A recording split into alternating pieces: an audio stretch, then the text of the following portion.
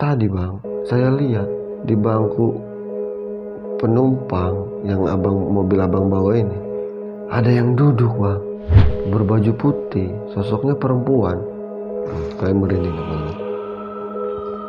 Padahal di mobil itu cuman berdua si ade ini, tapi supir ini bilang di belakang kemudi si ade ini masih ada orang satu. Jadi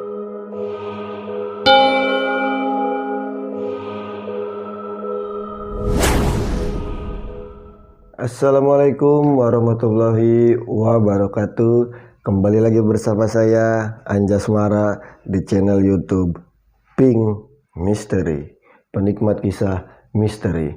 Kali ini saya mau menceritakan kisah misteri ini yang dialami langsung oleh adik sepupu saya sendiri, teman-teman. Ya udah, gak usah banyak basa-basi lagi, biar ceritanya gak basi, langsung aja kita ke cerita misteri.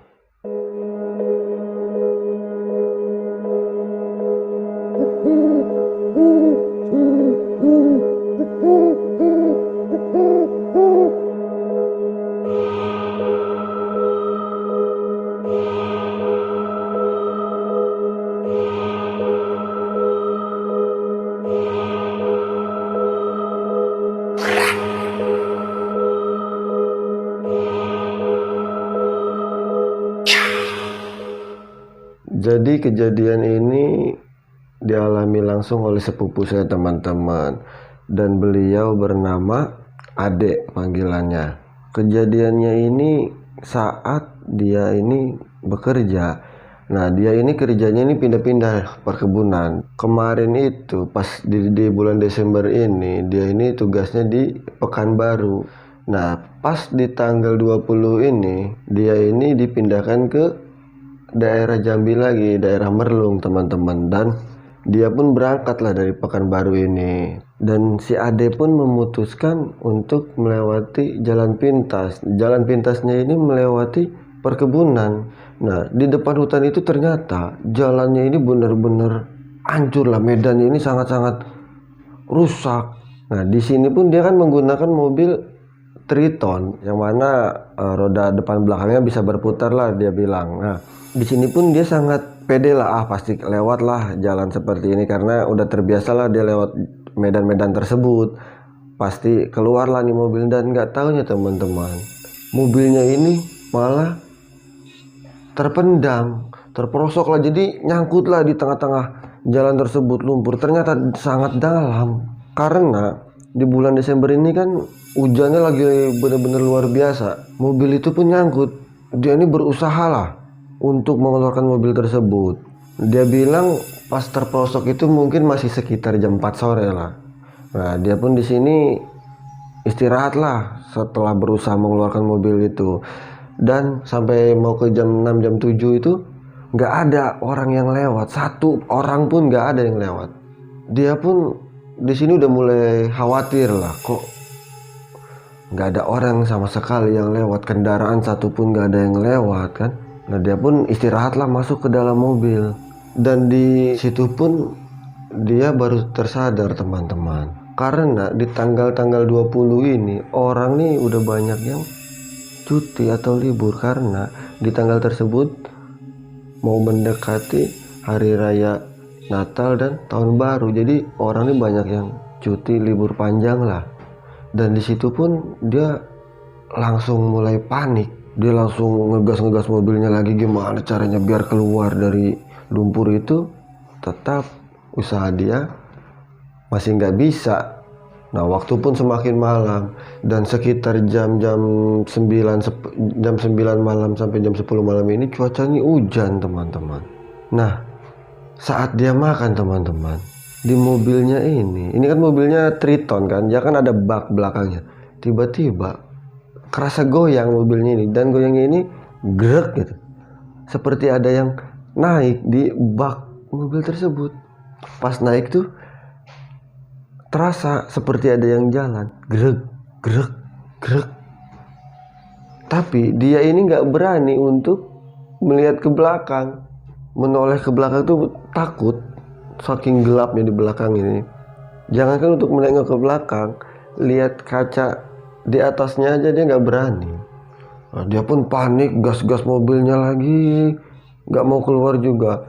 Nah, sekitar jam 11 hujan berhenti, dia keluar dari mobil karena dia ingat sekitar 2 kilo atau 3 kiloan lagi itu ada gubuk lah, pemukiman orang perkebunan. Dia pun jalan teman-teman, baru sekitar 100-an meter dia lagi jalan, tiba-tiba teman-teman ada yang menepuk pundaknya. Jadi bruk, dia bilang rasanya dingin sekali tangannya. Dia pun di sini langsung diam. Pas dia menengok ke belakang teman-teman, nggak ada siapa-siapa. Dan dia pun di sini langsung ketakutan. Dia ini langsung berlari sekencang-kencangnya. Tapi pas dia berlari ini, dia lari jatuh, sampai-sampai semua badannya nih kotor, lecet-lecet, dagunya lecet, pipinya lecet, saking takutnya dia lari, nyungsep lah jatuh, bangun lagi, lari lagi, nyungsep lah jatuh lagi, seperti itu terus. Tapi dia ini larinya bukan ke arah ke pemukiman, dia lari balik lagi ke mobil yang dia bawa. Dia langsung naik ke mobil lagi, buru-buru. Wah, dia langsung nyalakan mobilnya, musik ini sekencang-kencang ya teman-teman, saking takutnya dia lagi diam. Tiba-tiba nih terdengar suara mobil, ada cahaya lah yang dia lihat tuh ke kanan kiri, jadi tuh kelihatan ada cahaya. Tapi semakin kencang suaranya, tiba-tiba pas dia ngerasa udah di belakang dia nih mobil hilang, nggak ada mobilnya. Kejadian itu sampai 4 kali seperti itu. Nah, dia pun semakin panik di sini teman-teman. Dia di sini baca doa terus, istilahnya udah nggak tahu lah harus ngapain lagi. Dia udah coba keluar, tadi malah ada gangguan yang luar biasa, sinyal HP nggak ada. Dia ini udah pasrah lah di sini. Dan saking paniknya itu kan, mobil ini kan tadinya dia gas-gas terus ya teman-teman agar bisa keluar dari lumpur. Efek dari itu kan mobil jadinya kotor, jadi lumpurnya ini naik semua ke bodi mobil, kaca kanan kirinya dia ini penuh semuanya lumpur. Pas dia lagi baca-baca doa, ini tuh ada yang ngetok kaca belakang teman-teman. Tok tok tok. Dia di situ langsung diam. Dia bilang, suara apa? Dia bilang. Dia cuma bisa baca doa terus. Pas dia melihat ke kanan, itu terlihat ada bekas jari teman-teman, yang jarinya ini ditarik ke bawah seperti itu. Jadi berbekas 5 jari ini, seperti orang nyakar lah gitu. Seret. Nah, di tengah-tengah lumpur yang kotor itu. Ini bisa terlihat karena dia kan menghidupkan lampu tengah mobil, sedangkan yang belakang kan gelap. Jadi pas dia lihat ke kanan ini terlihat bekas tarikan tangan. Itu kejadiannya sekitar jam 3. Nah, setelah jam 5 subuh, hari ini matahari ini mulai agak terang lah di sini. Dia udah mulai agak tenang.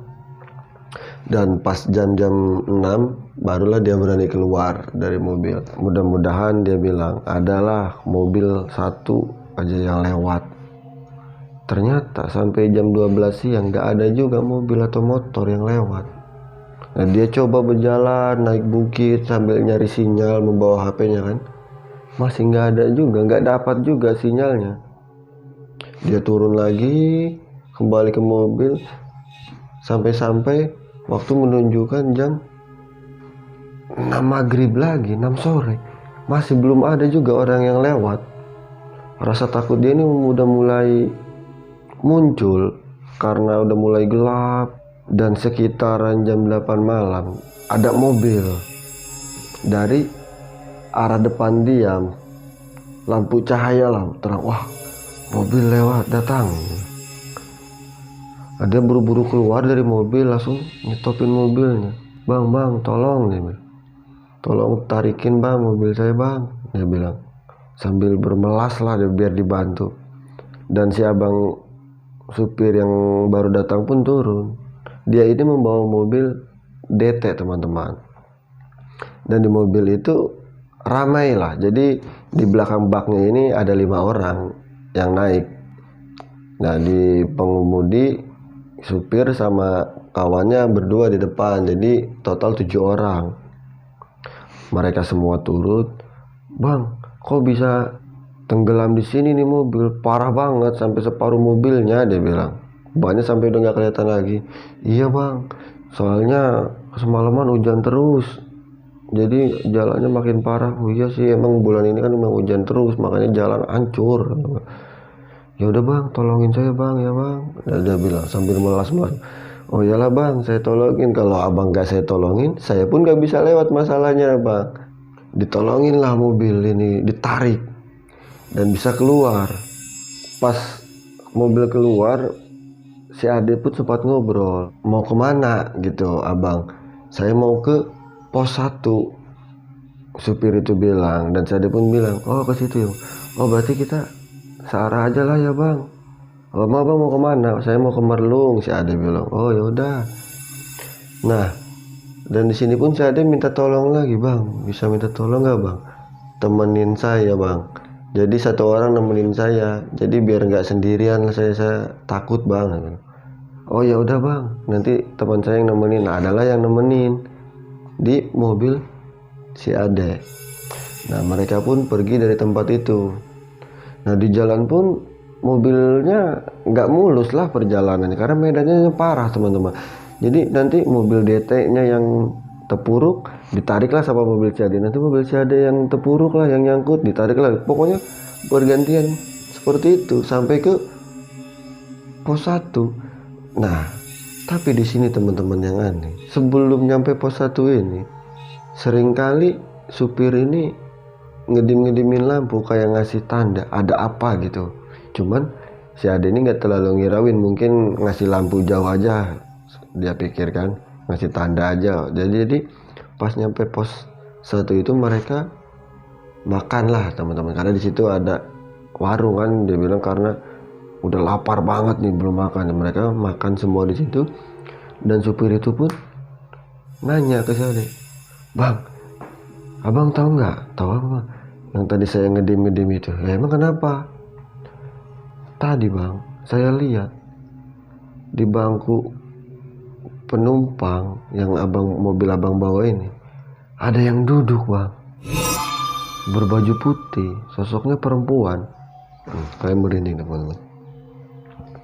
Padahal di mobil itu cuman berdua si Ade ini, tapi supir ini bilang di belakang kemudi si Ade ini masih ada orang 1. Jadi pengemudi si Ade, kawannya di depan juga. Nah di tengah-tengah ini ada yang duduk juga.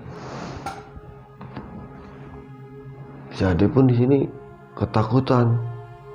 Yang bener bang, bener saya berani sumpah, si abangnya sampai bilang seperti itu.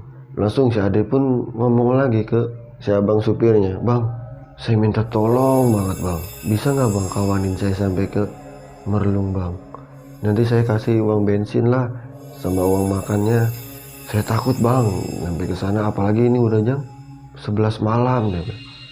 Gimana ya bang? Ya udahlah, saya kasihan juga lihat abang dari semalam kan udah di sini kan, apalagi ini udah mau 2 hari jatuhnya abang di sini. Ya udah saya anterin. Nah sebelum mereka berangkat nganterin si Ade ini, mereka nih masih ngobrol lah, istirahat dulu situ, ngerokok ngopi dulu teman-teman. Dan si abang yang supir DT ini bercerita ke si Ade, abang masih bersyukur lah, beruntung ketemunya yang baik, setan yang baik dibilang seperti itu. Emangnya kenapa bang? Emang ada yang jahatnya bang? Wih, kalau ketemu abang yang jahat ya mungkin abang gak akan ada di sini lagi lah. Paling lama abang 3 jam di luar mobil pun abang gak akan selamat lah kalau di situ. Untungnya abang juga di dalam mobil terus, dia bilang.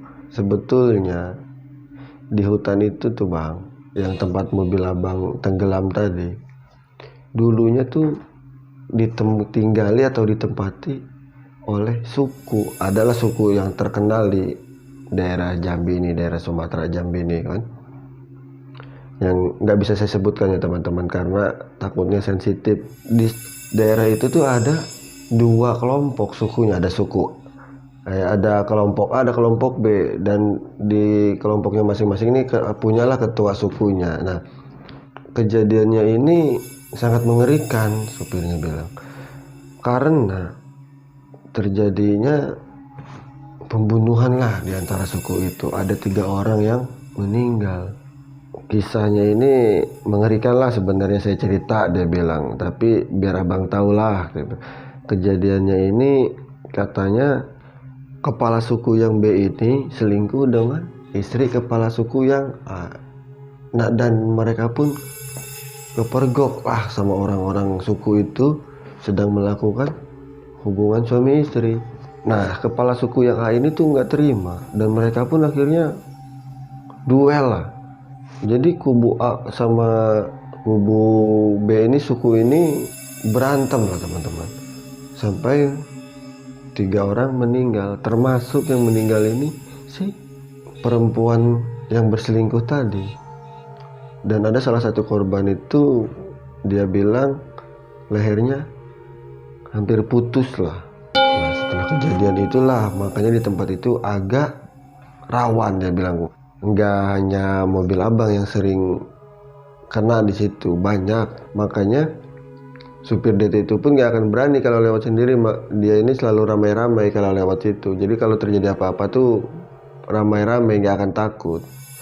Nah, di sini si Ade makin ketakutan setelah mendengar cerita itu. Mana pulang masih jauh, dia bilang. Ya udah bang, anterin saya aja ya pulang ya. Nah, sudah diiyakan oleh si abang supir DT itu. Akhirnya mereka pun ya udah, ayo kita berangkat sebelum makin pagi. Jam 12 tuh mereka berangkat, dan sekitar jam 3 apa jam 4 mereka tuh sampailah ke tempat tujuan si Ade.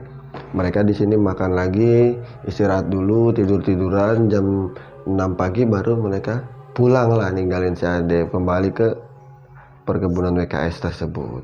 Nah, setelah kejadian ini si Ade ini sempat sakit. Nah, dia pun akhirnya pulang ke Jambi, ke rumahnya. Dia berobat, kata dokter nih ya sakitnya ya karena kecapean lah, dokter bilang. Dikasih obat biasa. Nah, namun si Ade di sini bilang, tapi kok badannya rasanya berat. Dia pun akhirnya memutuskan ke tempatnya Pak Ustadz. Nah, Pak Ustadz bilang si Ade ini ketempelan, ada yang ikut. Si Ade pun bingung, siapa yang ngikutin Pak Ustadz? Adalah sosok perempuan. Nah, sosok itu kamu bawa dari hutan. Di sini si Ade langsung pucat teman-teman mukanya. Ternyata sosok tersebut bisa sampai mengikuti dia ke Jambi. Nah, Pak Ustadz bilang, iya dia ini mau ngikutin kamu karena dia tuh kayaknya pengen jagain kamu lah, pengen dirawat sama kamu. Nah, cuman di sini si Ade bilang, untuk apalah, buang aja lah Pak Ustadz, saya untuk apa yang kayak gini, takut saya. Dan di sini pun si Ade dikasih air lah untuk diminum, yang airnya ini sudah didoakan lah sama Pak Ustadz. Nah, si Ade pulang minum air tersebut di rumah. Nah, setelah berobat dari Pak Ustadz, barulah dia bilang badannya mulai enteng lah, udah nggak seberat pertama. Nah, akhirnya di sini pun si Ade sehat kembali teman-teman. Oke teman-teman, ceritanya cukup sampai di sini. Mudah-mudahan kita bisa mengambil pelajaran lah dari cerita atau kisah yang si Ade alami ini. Dan sebelum saya mengakhiri cerita ini, saya mengucapkan terima kasih kepada teman-teman yang udah subscribe channel Pink Mystery. Saya doakan semoga rezekinya lancar terus dan sehat selalu. Dan yang belum subscribe, jangan lupa di subscribe biar channel Pink Mystery ini semakin berkembang, dan saya pun semakin semangat untuk membagikan cerita misteri kepada teman-teman semua. Saya Anjas Mara mengucapkan wassalamualaikum warahmatullahi wabarakatuh.